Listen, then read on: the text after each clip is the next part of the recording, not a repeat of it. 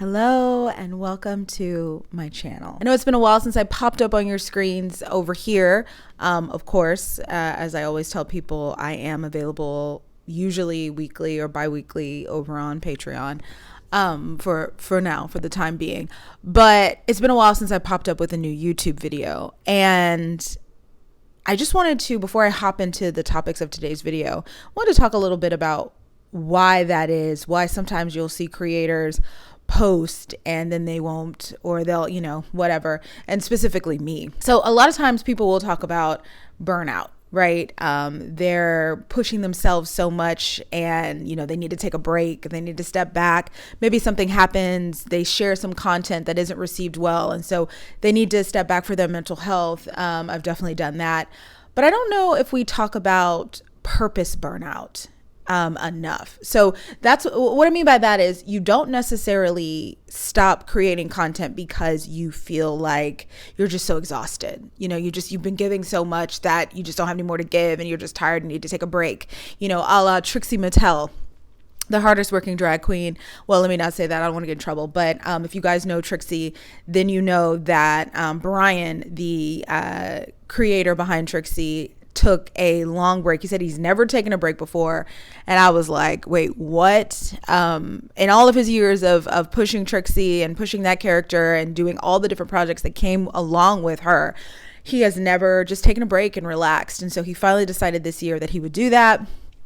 And I don't know if he's back yet, but he was like, I'm going on hiatus. And so in his situation, like he just works and works and works and works and works. And that's what I think traditional burnout is. Like you push yourself, you're working, and you're finally like, this isn't healthy. I'm not prioritizing myself at all. I need to kind of step back, maybe take a break. But again, I don't think we talk about purpose burnout, which is when you say, this isn't working. What am I doing with my life? How is this helping me get to the next point I want to be at in a year when I look at who I am? Does this factor in at all?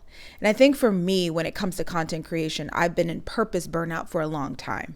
When I first started, I think when you're excited about a new venture, you think that something is, I was talking about this the other day on my Patreon, but when I first started, I myself was surprised at the response that I received here on YouTube. And I definitely thought that by now there would have been more that came from that response. And I know with the success of Risa Tisa in this past year, a lot of people came to me and said, or wrote in my comments or did whatever and said, well, if you didn't delete some videos or if you, pushed yourself and you shared more, you'd be bigger.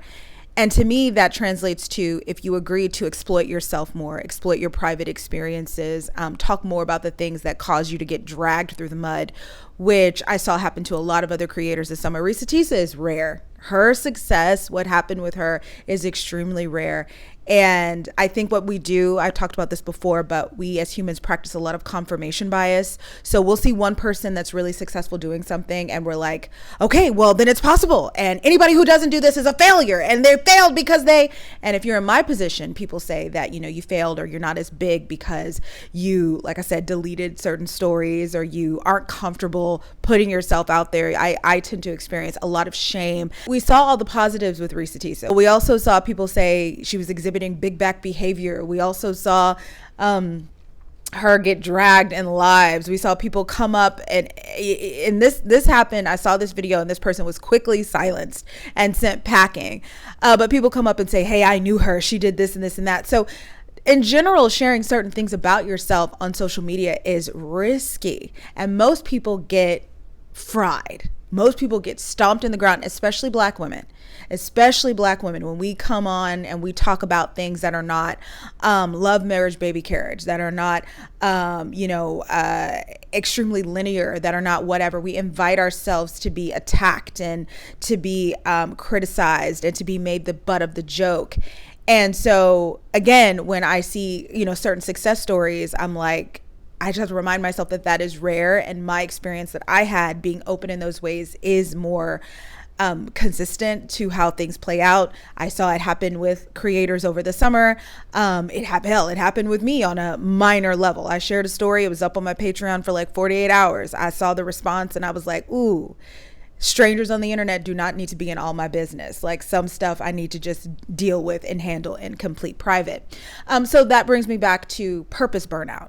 You know, if the only way for me to make it in the world of content creation was oversharing, telling all my business, inviting people into the drama and trauma that was my romantic life or that was my personal life, if the only way for me to be notable is that, but yet doing that makes me feel exhausted, tired, exploited, gives people the right to come in and insult me, to drag me, to talk about me on other forums, to criticize me here on the internet, to criticize me in my comment sections, whether it's here on Patreon, wherever. If doing that creates a work environment that is negative, that makes me want to stay, that makes me not want to talk at all, is that something that I even want to do?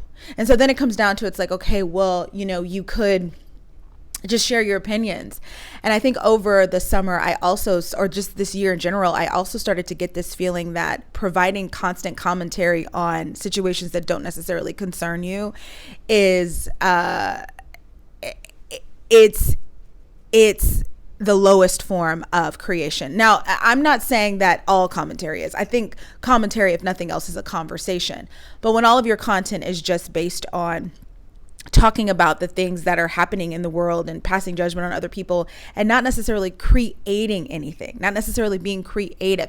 Now, I think I think commentary and analysis are two totally separate things. So if I decide to make a video where I'm like, hey, I want to talk about these two principles, or hey, I want to talk about a pattern that I've seen, and I want to give my opinion on this, and I've got examples, that's one thing. But I think having channels, whether it's here, whether it's on TikTok, wherever, where you just live to throw yourself into all of the current event topics of the day and give your 2 cents, and after a while, it becomes very derivative. And there was a creator on YouTube this summer who said, or not on TikTok this summer, he said, we're having an interesting moment on this app on the left, just in general. And there's something I kind of want to point out, because I see a lot of people who are trying to build a following surrounding calling out other people. And I'm telling you right now, if you chase that engagement that you get from calling out other people in moments where a lot of people are calling out other people, you will crash out. When a big creator fucks up,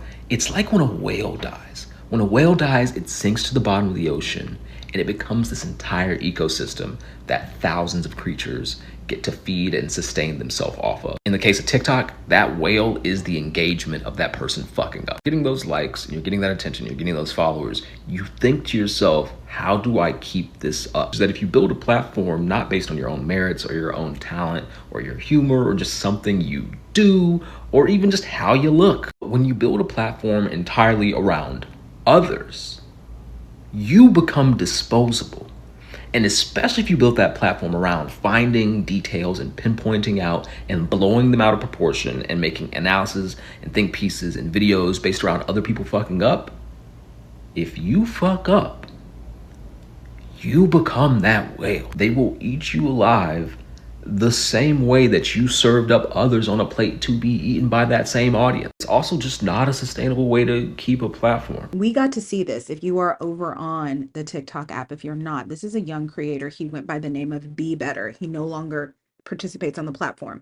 You can look at the titles of his videos, the downfall of, and he would introduce every video with, hi, my name is so and so. I was the youngest graduate of this school. I have a master's in marketing or whatever. And today I'm going to tell you about the downfall of so and so. I immediately was like, I'm not interested in this guy because I'm not interested in talking about people's downfalls all the time. And for creators that I like, his content was offensive, but he did a video about the downfall of Kamala Harris. And when I tell you people came to this man's house, he lost like, he was at 1 million and he lost a lot of followers on the app within days because of what he said. And people started digging up and they found out that his family had received funds directly from the Trump campaign as a part of some kind of economic kickback, because his dad has like a big company.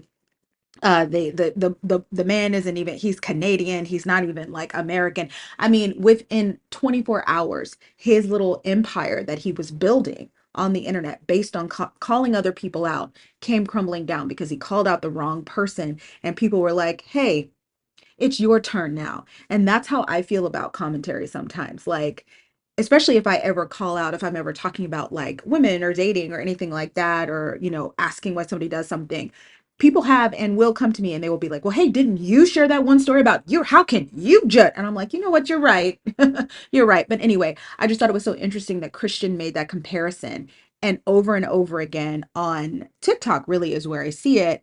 We had creators who make their platform about criticizing others or talking about others, and then they'll do something wrong. And then here people come to pile on. People love having, I've said this before, but people love having a common enemy. They love it. And they love when they see somebody who's risen up, they get to see them fall. They love it. And so if you set yourself up a certain way, then it's going to be easier for people to laugh as you or rejoice as you come crumbling down. And I think sometimes commentary, certain types of commentary lends itself to that end. Anyway, let's continue. You have something happen in society, maybe a creator, especially with creators, which is why if you have, some of you have found my little TikTok, you see I just be playing on there. I will not ever be throwing myself into anything or be story time. Hell no, I would never throw myself into the ring on TikTok because TikTok is brutal.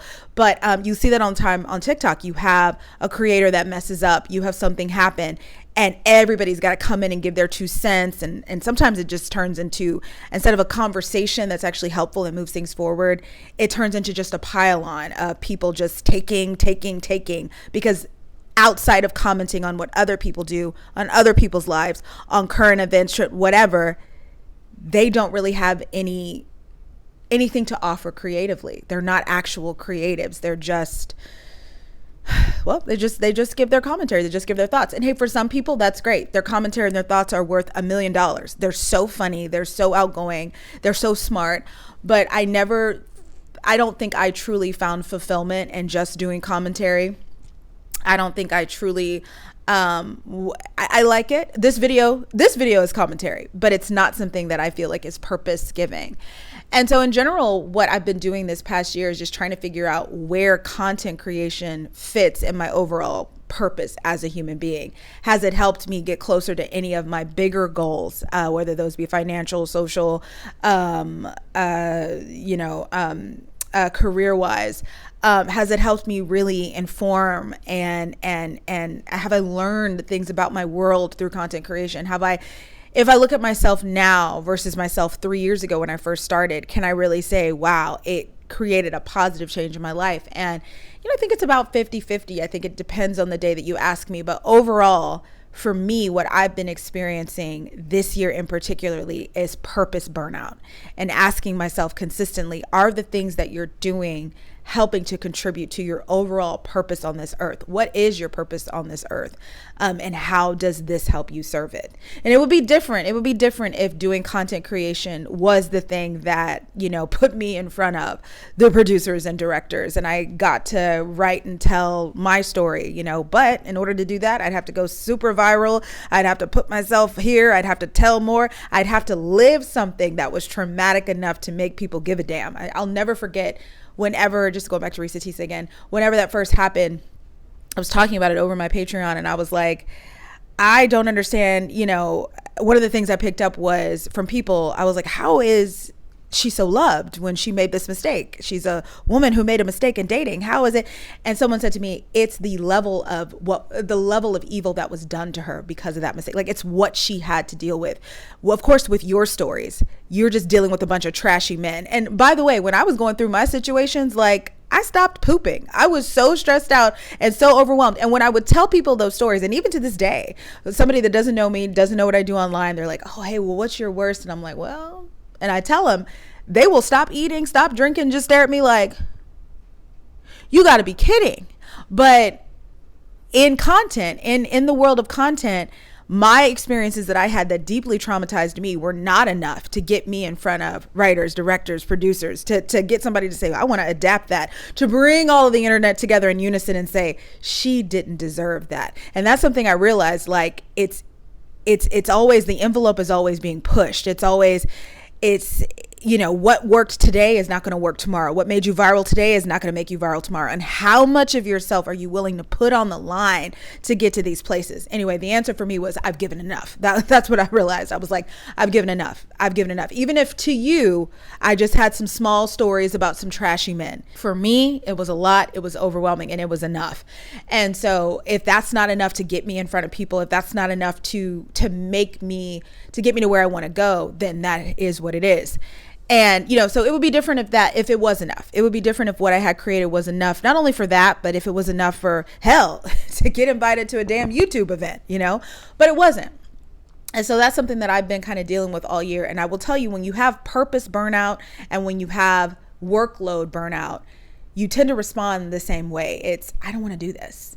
I don't want to sit down. I don't want to record anything. I don't want to show my face. I don't want to participate in this, because what is the point? I think when you've just been working yourself so hard, it's like, I can't do this.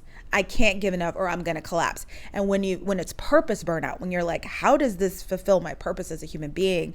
You're just like, I don't want to. I don't want to.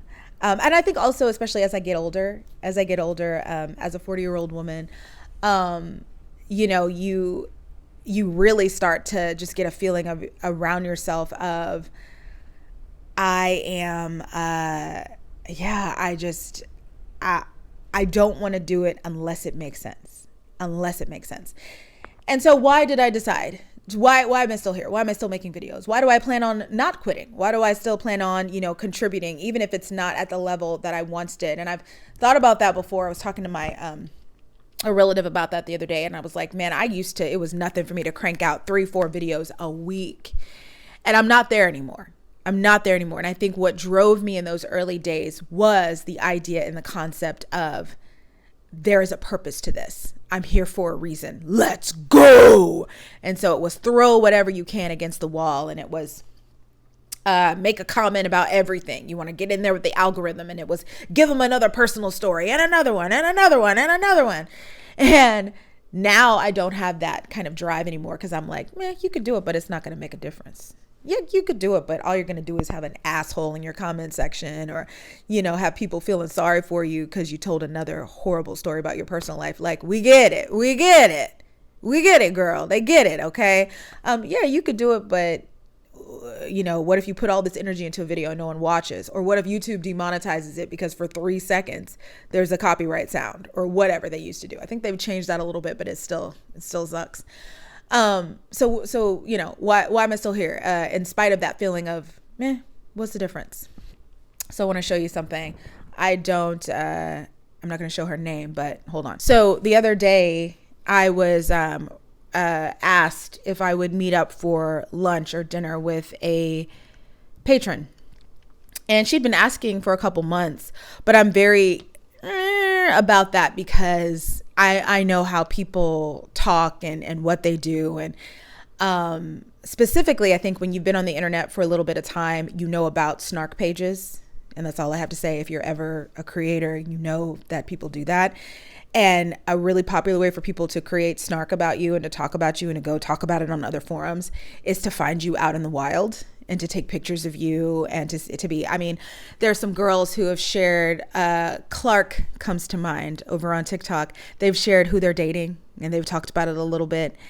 And the guy's pictures end up on the damn internet without their consent. Like, they will take pictures of you out on a date with somebody. I've known of situations where people find someone's dating app profile and share it publicly. If people say they've met you, are they going to like you? And if they don't like you, what is the cost for that? That's something that I have to think about now that I'm a public figure. I didn't have to think about that before, but I have to think about it now. So I'm very wary about that kind of thing. But I just got a very good feeling about this person, and I just felt like I can meet up with her and it won't be a problem. So so basically we meet up and she's like, yeah, I just wanted to let you know that I understand, your journey may not have gone the way you wanted it to go. And hey, I understand, taking a step back and not giving as much. I get it. But it meant a lot to me. And she started describing how my little contribution of something my creation of community, my whatever, how much it had meant to her. And she gave me this card, which is important because it's got sunflowers on it, and those are my favorite flower. And I had mentioned that in a video and just thought it was, meh. But I was like, oh, you remember that? That's great. And, when you considered the importance that my content had and what I had shared had to this person's life, I was just sort of taken aback, and once again had to ask myself and kind of recenter myself when it came to what the purpose of for what I was doing. Maybe it was never about getting me in front of the writers and directors and producers and getting my own show, my own talk show, and being on TV and maybe it was never about just all these other possibilities I saw. Maybe it was just about creating something, putting something in the world, having a space where people could go and experience some level of joy, some level of escapism, being interested in something, some level of conversation that they would not have had otherwise. And I'll never forget, she said to me, everybody may not have liked it, but some people found it very valuable. And you should know that. And I'm told that a lot. I am told that a lot. But I think when you watch other people lap you watch them move ahead, and you know that, hey, there's a big because we're out of our funny little tricks. We're out of all, so there's really nothing guaranteeing that it'll ever look different than this. That it'll ever be more than this. And I've said that before, but I think this year with turning 40, I think this is officially middle age. It really got to me. What are you doing with this? What is the point? And just what I remembered, or what I had to come to terms with, is perhaps just like I felt I'd given enough when it came to like my personal experiences. So hell, if I don't get the Reese's treatment, I just don't get it. But also, you've done enough. Like, it's enough. It may not have been enough for whatever, but this was enough. You can go to, just to use me as an example, you can go to a dance class. It doesn't mean that you're going to end up on tour with Beyonce, but you should do it anyway. You can go play pickleball. It doesn't mean you'll go to the Olympics. I don't know if they have the Olympics, and I don't know if they have pickleball in the Olympics, but it doesn't mean but you do it anyway. You do it because it's a part of you to do it. You do it because it's in you to do it. And I'll always be like a sharer. I'll always be like a public communicator. I'll always want to talk to people. I'll always want to tell stories. I may have to delete them and take them down after they're responded to certain ways, but I'll always want to tell stories. I love vlogging. Vlogging's like my thing now that I like to do. I think of it as like home movies of my life. And I love knowing that I've connected with people in a way that mattered to them. Even if I look at it and I'm like, it wasn't enough to get me a movie deal with Netflix. It's okay. It was enough. It was enough, So, that's kind of where I've been. I've been dealing with purpose burnout. What is the MF point of this? And the solution, or the final conclusion that I came to, was there doesn't have to be a big point for it to be valuable. But now let's get into commentary, even though I just said it was ocean scavenger behavior. Call me an ocean scavenger. That's what I am. Let's go ahead and get into it. I want to talk about some things that have happened since I have been gone. And honestly, I'm going to keep this part as short as possible. And I'm just going to start off with some current events. We're just going to keep it current. Okay, let's keep it current. Let's start off with the diddler, Mr. Puff Daddy, Mr. P. Diddy, and the indictment and the arrest. And he's now on, I don't know if we can say, we'll say it, suicide watch in a terrible prison in Brooklyn. And let's also talk about 1,000 bottles of baby oil. Just all of it. All of it is a mess. I want this to be clear. This whole thing has taken me all the way by surprise. I was not a person who felt, or whoever knew, what was going on behind the scenes in these situations. When I made my video last year about Diddy and Cassie and the dark side of pretty privilege, I said I was so surprised because the life that was presented to me, that these women who hang around with these powerful men get to live, was envious. I was envious of it. Like being invited. I don't know if you guys remember, but one of my very first videos, if you've been here for a while, my very first videos were about how when I was in LA, I talked about how I was on a plane one day And a guy was like, he was talking to somebody, and she had on a mask, but you could tell she had really pretty eyes. And he was like, hey, what do you do when you're in LA? And he's like, well, there's a party tonight at da-da-da-da-da-da. And as someone who only went to like, as someone who has never been in that situation, a man has never come up and been like, hey, I'd like to invite you out to a party. Da, da, da, da. Like, that's never happened. I might have received a flyer when they were walking around handing flyers to everybody, but a man coming up to me and being like, hey, I seen you over here, and just letting you know, me and my homeboys, we're going to be out at the blah, blah, blah, blah, blah, and we're going to be doing this and the blah, blah, blah, blah, blah. You know, I never got those. I've never had that experience. And I think I spent a lot of time wanting to be in that position. I want to go to the parties. I want to, hey, where the party at? I want to go. I no longer want to go. And I'm not saying every party is like a Diddy party. I'm not saying that. But from what I'm hearing, what Diddy was doing is not that far removed from what happened, period, behind closed doors in these kind of situations with these predatory men and these women. Okay, so we're going to back away from that for a second, but I just want to say that I had no idea that this was it. I also had no idea about Diddy. Whenever I made that video, there were a couple comments and people were like, we've known this about Diddy for years. We've known about Diddy for years. Who's we? I don't know this. I didn't know nothing. I don't know nobody in the music industry. I don't know nobody who be at them parties. I don't know this. I hadn't heard anything. The only thing I knew about Diddy was that he took Danity Kane from me. Okay, that's what I knew about Diddy. I knew that anybody who was ever managed by him, that was the kiss of death for their career. Danity Kane, 112, Day 26, Mary J. Blige, BBGBGoo, Schmishma. Other example, okay? I said to myself, if a band is underneath his management, he's going to, Mace, okay? He's going to infiltrate the music. He's going to be on everything. He's going to be all in the video, and eventually we will stop hearing from them. No band grows old under Diddy. No band gets to fully maturate. And I remember watching Making the Band when I was a young woman. I knew people who tried out for Making the Band for the Danity Kane season. Like, we were so excited about that possibility. That was back when the girl group, Destiny's Child, Black, I think, or I'm not sure if they had broken up yet, but the girl groups were still out, okay, and they were still doing it. And Danity Kane was just this. I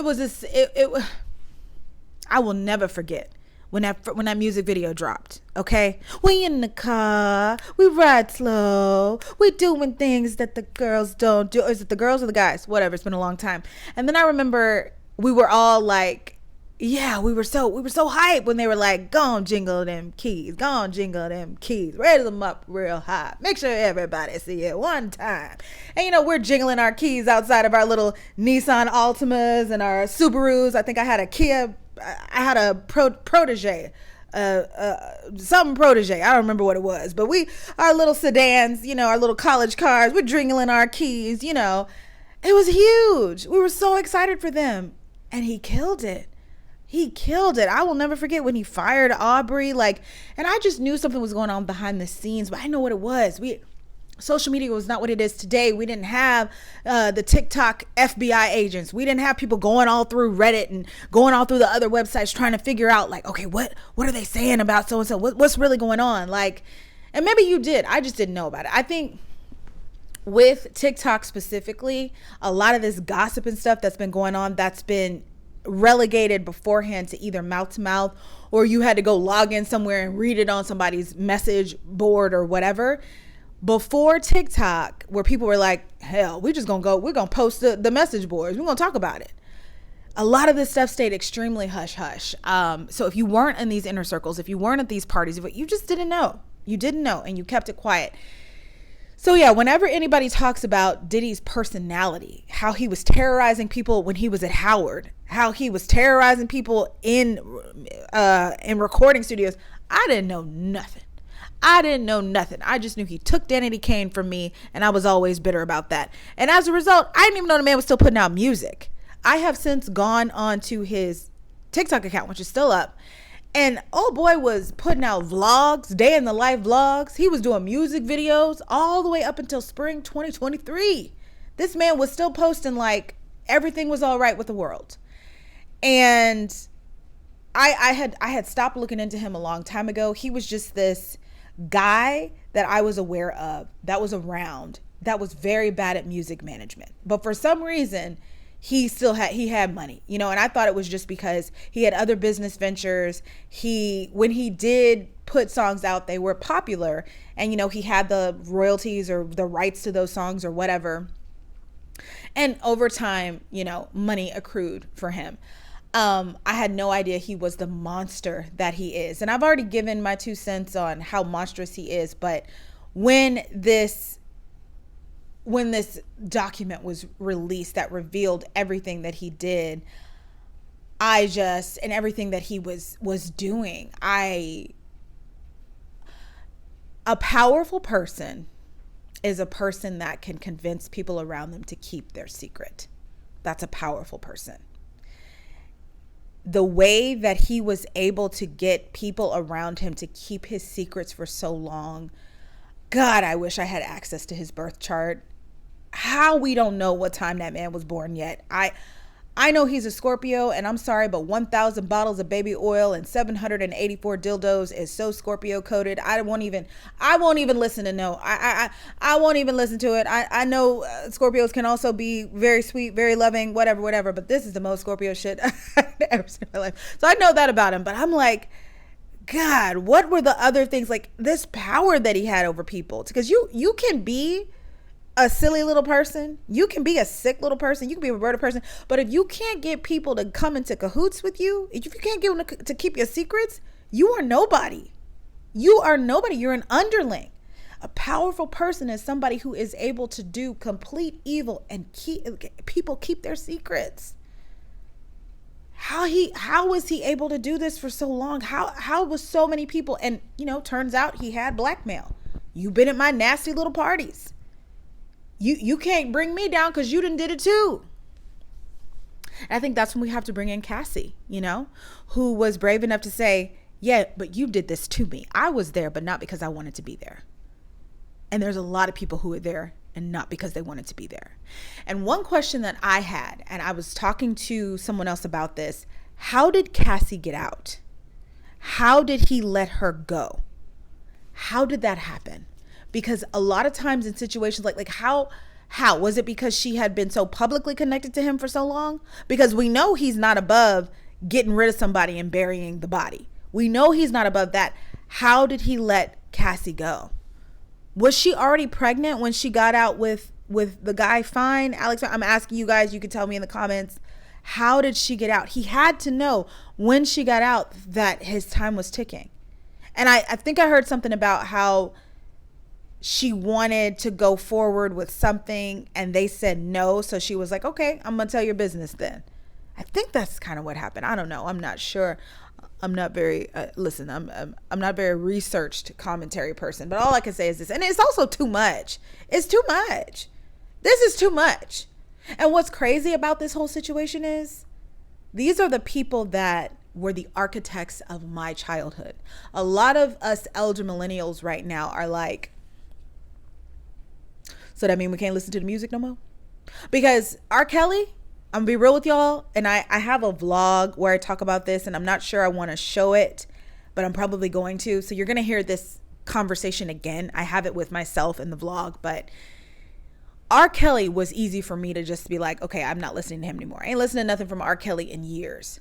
But when I really miss R. Kelly is at the end of the school year when people are doing like graduations and stuff like that. I miss hearing The World's Greatest. I miss hearing I Believe I Can Fly. I miss hearing Angel. You're my angel. I miss all that. And I remember, the Step in the Name of Love and all that. I mean, he was so good at what he did. And it was easy for me to lock him up and put him away in my mind because I wasn't, I liked him, but there were specific times in my life that I really liked him. Puff Daddy done been involved in too much. He's been involved. Every time I listen to I have a 1997 mix on my Spotify, because that was the year that I became a fully aware human being when it came to music. It's like my 7th grade year. And that was when I started to know who artists were and what was going on. And that was during the bad boy resurgence after Biggie died. And so much stuff was happening in music. And he's over it all. And then to go from that into my high school years with I need a girl to run, I need a girl to, and there's so many songs that we don't even know. Like Puff Daddy wasn't necessarily a part of it, but you would hear his voice come in, like Kesha. Wake up in the morning feeling like P. Diddy. What's up, girl? Oh, and she took him out. But I'm like, are they gonna have to do that for all the songs? There's so much that he was a part of. He was an engineer, a structural engineer of my literal childhood, my young adulthood. And this is who he was. And this is who they are, all of them. Like, and they're all in cahoots, and they're all these evil people this whole time. And it really, really also calls to the forefront this idea that you have things and you have great success because you're a good person. People say that a lot. I had somebody say to me a few years ago, the reason why your life didn't turn out how you wanted it to be is because you're this, this, and this. And I was like, are you looking in the mirror when you say this? Because you are terrible. No, but I was thinking that, and I was looking at the reasoning for why this person was saying this to me. They didn't like something that I'd said about them, so they were insulting me. But I was also thinking to myself, you're wrong. Very bad people get away with things all the time. Very bad people are super popular all the time, super rich, because very bad people are also very powerful people. And the key to success a lot of times is not because you're good and you're nice, but because you are powerful. You're able to get people to do what you want. You're able to manipulate. And it's crazy to think about the fact that the men who were responsible for the sounds of my childhood, of my young adulthood, my teenage years were just evil, sex-depraved, manipulative monsters. And let's talk for a second about Diddy's kids, if you will. Them 2 little twin girls he got, and I don't want to say a lot because they're babies, but they are, whenever they're on social media, it's very clear. It's almost like they're like robots. They're not rebellious in any way from like whatever he has going on. They were very like, let's stay in line. They were going to stay on brand and on code their whole lives, I think, if this hadn't happened. I feel terribly for them for the day they have an awakening about who their father is and about what happened to their mother. I hope they have therapists around them. I hope they have spiritual leaders, spiritual advisors, because when those babies wake up out of that, like, hello, we're twins. Yes, sir. When they wake up out of that and they start to have ideas and start to really, really be able to say, what? And he has so many girls. He started off with all these boys, right? He's got 3 boys. And I think only out of the 3, I think only 1 is actually his. They're saying that Justin's not really his. I'm going to talk about Quincy in a second. But he's got 3 boys, and then he had all these girls. With all the damage and abuse that he's done to women, all these girls. And all these girls that he had. I'll never forget whenever Kim Porter was pregnant with the twins and found out that Chance's mom was pregnant at the same time. And if you know me, you know how I look at my little synchronicities and patterns. Chance's mom is named something, I forget, but it's also Kim Porter's mom's name, and they favor a little bit. I don't know. It's that whole, I don't know what kind of sick, spiritual, karmic is in that situation, but that is not nothing I would ever want to be a part of. Ed is horrible. Let's talk about Quincy for just really quickly. He confuses me. He always confuses me. He was steady putting out songs, steady posing and doing whatever he was doing on social media, even after his mom. Like, what does he know? Will he ever have an awakening? I feel like the one that looks like Puffy, the son that looks like him, is too much like him to have an awakening. When I saw some of the paperwork and things that were said about him and what he's already been involved in, I was like, oh. But you notice they never throw Quincy in there. It's always the other two boys, Justin and the one that looks like Puffy. I think his name might be Sean. I don't know. But I'm worried about Quincy. I'm like, well, are you ever gonna what's going on? And he was such a cute. He's so cute. Looks just like his daddy. So cute. Is he ever gonna be honest about what happened to his daddy? Can the kids be honest now about what they've seen if Puffy goes to... When people said Puffy was worse than Epstein, I was like, are any of these men good? And here's my biggest thing. Remember a couple of months ago when everybody was ripping Amanda Seales apart because she's not likable? She's not likable. And I said, this story only matters because she's a woman. And she's a woman of color. If she was unlikable and a man, they would hide it for years, and she would get away with having freak-offs at her house with thousands of bottles of baby oil, 784 dildos, and IV machines and vitamins to bring people back to life after they'd been humped to death. If she was a man, she'd be able to do that. But because she's a woman, she's unlikable. And so that means it's the end. It's the end. Because she's a woman, she has to be a good person to be successful. Because she's a woman, and I'm not saying people don't have the right to say, oh, I don't like her, I don't want her in the room with me. But you have to recognize how innately sexist it all is. Like, you have to see the bias in that. If a woman is unlikable, especially a woman of color, she can't do shit. But if a man is unlikable, he gets to dance around, abuse people, and reinvent himself as love before he's thrown in prison, hopefully for the rest of his life. Diddy got to terrorize people for almost 50 years. Not almost 50, for 30, long enough. And it's just wild to me. Everything that's revealed is wild to me. I didn't know. So if you knew, good for you. And I'm going to say this. This is the last thing I'm going to say on this. Jaguar Wright has spoken out a lot about a lot. And I never listened to her because I didn't know how much of it was true and how much of it was because she's bitter, because she, maybe didn't go as far as she thought her career would go. But now, every time a clip comes up, I'm like, yep, she said that. Now, everything she says, I 100% believe. Everything she says. Well, maybe not everything, but a lot of it. I'm like, we at least need to look at this issue. I feel very badly for Justin Bieber. He's already so sensitive. He just welcomed a son to the earth. He just, I feel very badly for him with all this coming out. Just the idea that something might have been being done to him when he was a little boy singing about baby, baby. That's so... And I don't think we'll ever get the truth from Usher about anything. I think Usher will keep dancing and roller skating until, I don't know. He'll just keep roller skating. He will never stop roller skating.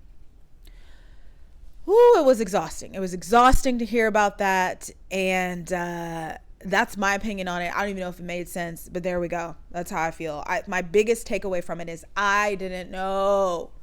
And all the people coming around saying, oh, we've been knowing about Diddy for years. Oh, it's been about time. Why didn't you say something? Because he's a man, and he's an evil man, and evil people are powerful people, which means that it's more likely for them to be very successful because they can get people to keep their secrets. They can manipulate, and that's how you move up. You thought it was by being nice and kind and by being sweet, but that only matters if you're a woman. And even then, you have to have an element of your personality where you're able to make people be quiet and you're able to get them to do what you want them to do. I didn't know. You might have known, but I didn't know. Moving on. Speaking of two men who were getting away with something for a while and stopped being able to get away with it this week, I want to talk about the young men of the Shits and Gigs podcast. So that is my least favorite type of content. I'm just keeping it real with you. As a content creator who has tried a lot of different things, vlogging, I've done a Get Ready With Me. I thought I would never do that. Get Ready With Me's, storytelling, commentary, video essays. The type of content that is my least favorite, but also I'm most jealous of, is just two friends and a microphone. Back in 2021, I tried to start a podcast with a friend who had a lot going on. And also, neither one of us was technically proficient enough to have a podcast going. So I knew how to edit videos. I knew how to edit audio. I knew how to handle me. But I didn't even know what an audio mixer was. I didn't know to have two mics. You got to plug them into the thing. I didn't know anything. And she knew about 100% less than I knew about this part of life. She had no technical production, no skills, no nothing. And she was very much like, well, you have to teach me. Girl, I can't. Because I was also working as a teacher remotely, teaching kids how to edit audio, doing whatever over a stream. So this is supposed to be something we do in our free time. And it turns out it actually takes a little bit of effort. And I've said before that one of the things I wish had come from my content era is teaming up with people, because I would love to have a job where I just come in, put on my headphones, grab the mic, and just start talking. And I said that before, and someone sent me the sweetest DM. They were like, it's not hard to have a podcast. Here are the steps. And they gave me all these steps. But the truth of the matter is not only did I have a podcast with a friend that was really hard to do, because it's like, look, I'm trying to manage myself. Now I got to manage both. But I also have already had a podcast of my own a couple years ago. It was called Slightly Dramatic.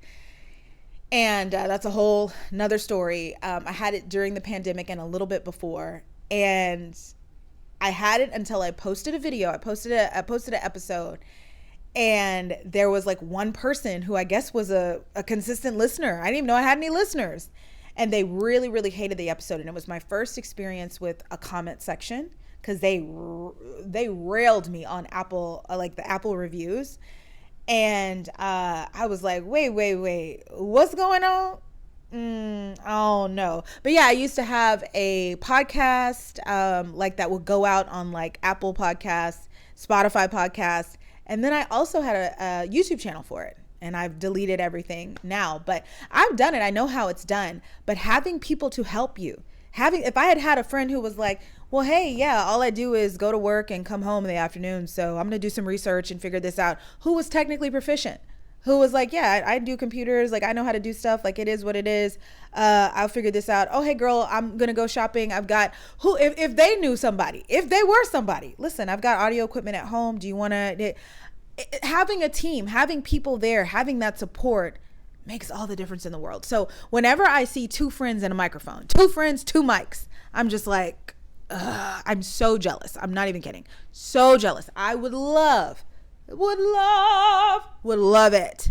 It makes things easier, especially when you've got two friends, a mic or two mics, and those friends are two mediocre men under the age of 30.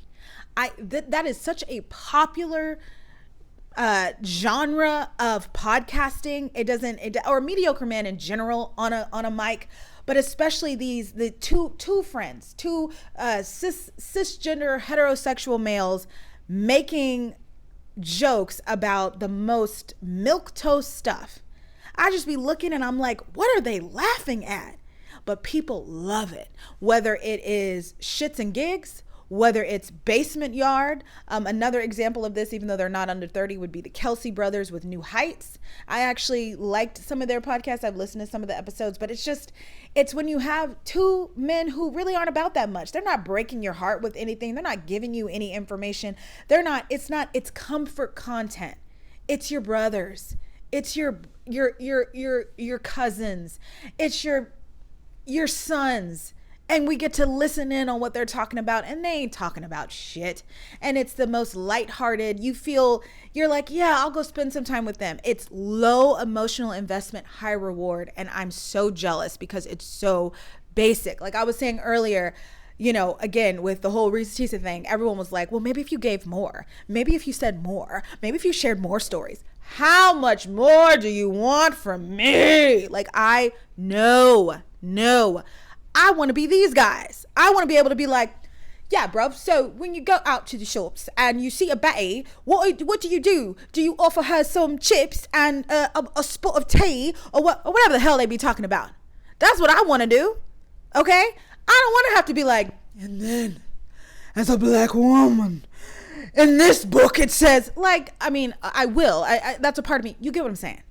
You get what I'm saying? When I see men and they're making money off of this type of content, it just makes me so angry. But at the same time, I'm like, all right, can't knock the hustle. You can't help what people love. You can't help that you are. So I've seen these boys and I have noticed them and I've seen their clips come up on social media and they were always laughing. And I'm like, ain't shit that funny. What are y'all laughing about? But they're goofy. That's their personality, whatever. I'll be real with you. I don't listen to nothing they say. I just see the little clips come up and I'm like, okay. And I see the little, I'm like, okay, scroll. But I was familiar with the fact that they were becoming very popular. And I was familiar that they had a big audience. I was not familiar that so much of their audience was Black women. But I'm not surprised by that because the biggest supporter of Black women, the biggest supporter of Black men will 100% of the time, first up will be Black women. And this is yet another example of how that bites us in the ass. It's not going to be me because I don't like listening to men talk about things usually, but it was a lot. It was a lot of Black women who really liked and really supported these guys. And they went on a comedian's podcast, Andrew Schultz, who, another mediocre man, who gets away with, this time he gets away with being a racist. He's terrible. If you don't know who Andrew Schultz is, look him up. I'm not going to play any of the clips out loud in this video because I'm not trying to get demonetized and I don't be knowing what's copyrighted and what's not. So I'm good on that. But there's enough out there by now that you know that they went on this podcast, or you can know, you can Google it, you can look it up. They went on his podcast. They were on a tour. So these two young men from the UK came over here to the United States on a tour, and they're performing at, theaters, and they're doing whatever, and they're going on other people's podcasts. A dream, right? If you have a friend out there and y'all are even the littlest bit of technically proficient and you have the time to actually get together and work it out, and y'all know y'all have good conversations, but they're milquetoast. Don't get in too deep because then you create a problem, right? Especially if you're women. But, I'm not going to tell you what to do. Just if you have a friend, you guys have good conversations, you think people absolutely start, because it can lead to so much. And there's a lot of great examples of it. It's not just men, but if you're a man, you get to be mediocre and do it. Anyway, so they come over on their mediocre tour and they're performing and people are laughing. It's great. Then they get on this podcast with Andrew Schultz, this racist comedian, who literally has a Hitler mustache. It's crazy. And I love a mustache, but anyway, he starts making jokes about Black women. And these two young men are joining in with him. He starts making fun of the black girlfriend effect, or the black wife effect. And, that was a big conversation a couple months ago because some people were embracing it. Some people were pushing against it. I, for one, was like, it happens all the time when people are in relationships with people, especially when it's the woman who's like, oh, hey, I'd like if you, it happens with men too. It happens. But of course, anything the Black women do can't just be something that we do. It has to be a topic of conversation. We have to rip it apart from 50 different ways. There has to be so much looked at. It can't just be something we're doing. We have to be pulled out and put on a petri dish, right? So anyway, they start talking about this and Andrew's like, well, what is the black wife effect anyway? You get stressed out. You lose all your hair because she stresses you out because she won't shut up. She's complaining all the time. Listen, I was listening to it and I got offended, and I'm used to, as a Black woman, and this whole situation brought out the fact that I'm not alone in this, but a lot of us Black women, we are used to being the butt of the joke, which is why a couple years ago when when Will Smith slapped Chris Rock, there were several of us who were like, because we're used to being called bald-headed, we're used to be called chicken heads, we're used to people thinking they can get away with making us the butt of the joke because of our Blackness and because of the traits that come along with that Blackness. We're used to that. But not from a man that looks like this. Not from a white man. Not from a white man. Not from a white man. Say what you want in private, but to publicly, that's just racism at this point. And I said before, these boys were mediocre. I said before, I don't expect much from them. They don't strike me as big thinkers. They're not thought leaders. They're not anything special. They're just people's comfort content. They go down smooth. So they sit in front of this man while he's making all these jokes, and they're just laughing and laughing and laughing and corroborating. He also starts talking about different African tribes, and they're laughing at this too. Just A complete lack of backbone, spineless behavior. They're not, this is what you get when you elevate. Anyway. And these clips make their way onto social media, and people go in on these two young men, as they should, which prompts the young men to make an apology. And the apology, to me, I was like, this is garbage, because the reason why they laughed, the reason why they didn't join in, was because that's how they feel too. And that is something Black women are also familiar with. As quickly as we will step forward and be the biggest supporters when we see Black men doing something, almost at the same time, almost simultaneously, we will find out in some way that we've been publicly betrayed.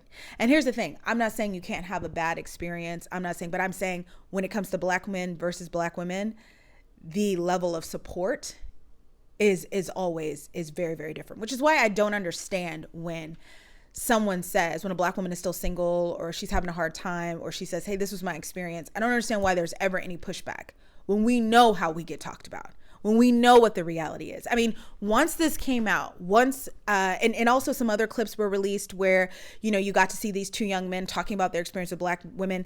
Their names are Fuhad and I'm not sure what the other one's name is. I think my brain blocked him out because he was the one that was the most spineless, but he's also the one that's talked about how he was made fun of by Black women. It's like, get over it.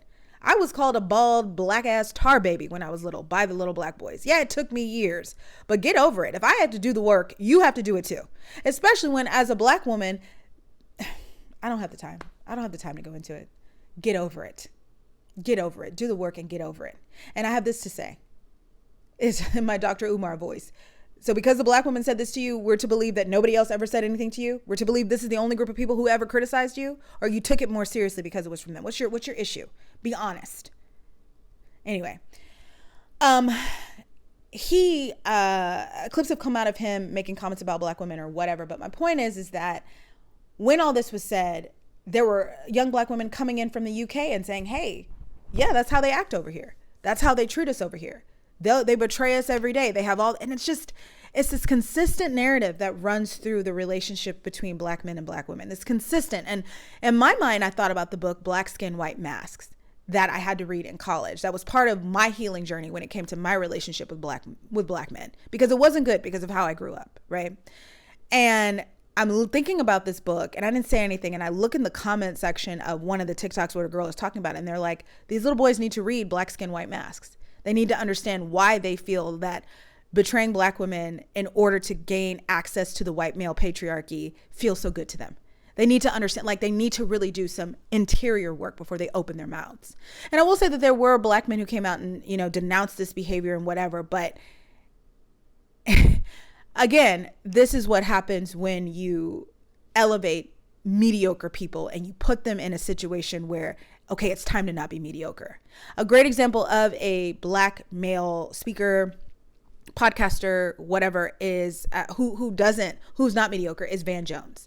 I have loved Van Lathan since he was on TMZ. He's the one that stood down with Kanye West. He has, I think it's called Higher Ground podcast with Rachel from The Bachelorette. I love Van. And Van's made his mistakes and he self-corrects but I love Van, and Van loves Black women. And Van was in a similar position where people were clowning Black women. And he was like, you gonna let them talk about sisters like that? You gonna let them get away with that? That's who we need. We need a Van in every room, but so often we don't have that. And what I thought was really, really funny, the icing on the cake, was when Andrew, who is so remorseless, he's so used to being elevated as a mediocre, racist, white male comic, that when people came after him and they said, you're wrong for this, you shouldn't have published this. And then James and Fuhad, is that their names? I don't know, whatever. They came out and they said, well, the only reason why we were laughing was because it was fight or flight. We heard these statements, we heard these messages, and we didn't know how to react. So we started laughing. He came out and said, oh, for real, fight or flight. How about all the other things your producer told me to take out?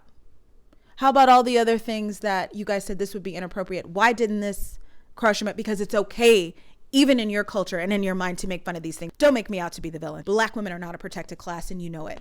You know it, and you co-signed on it when you were on my show. I'm not saying Andrew said all of that, but I am saying that was basically the undertone. You could have asked, and we would have taken it out.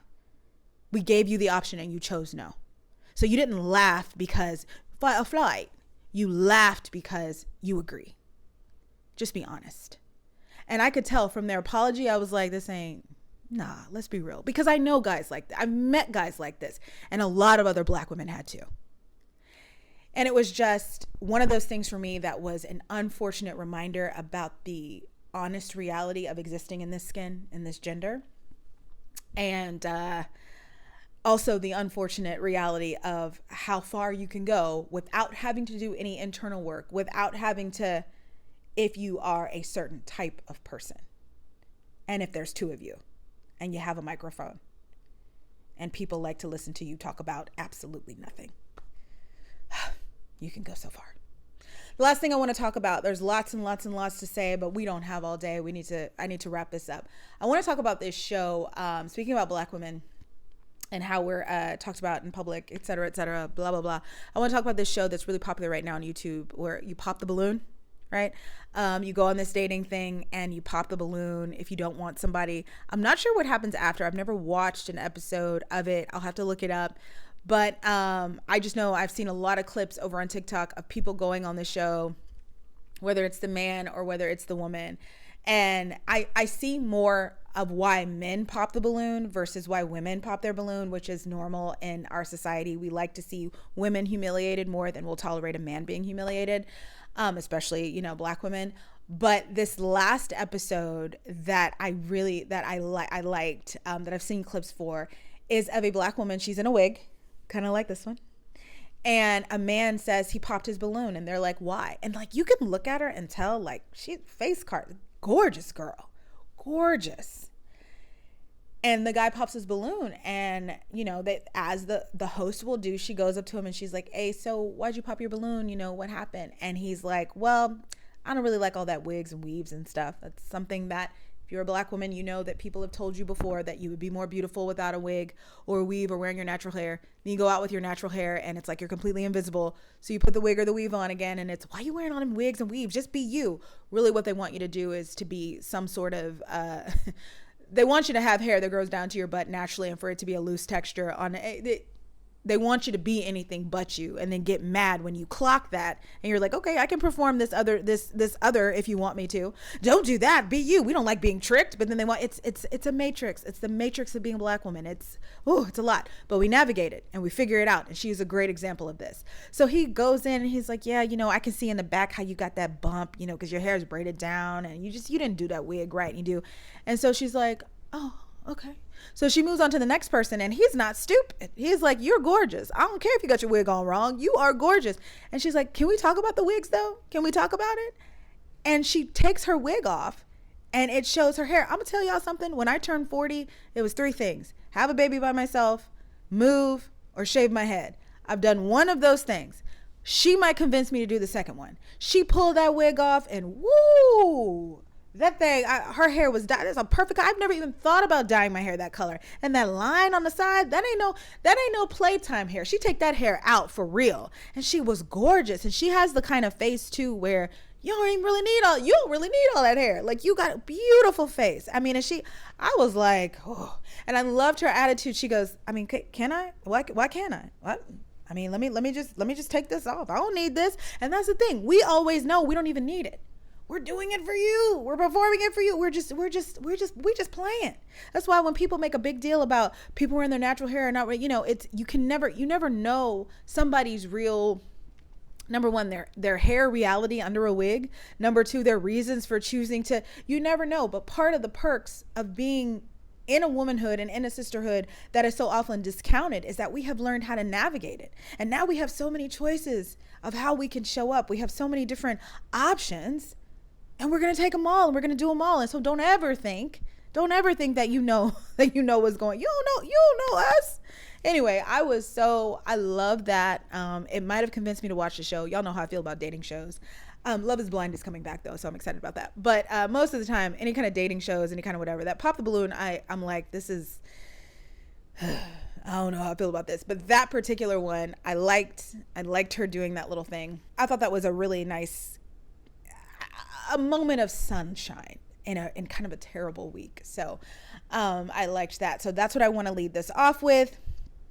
A lot more has happened since I've been gone, but it's okay. We don't have all day. That is the end of this video. If you stayed to the end, thank you so much. And as always, thank you for watching.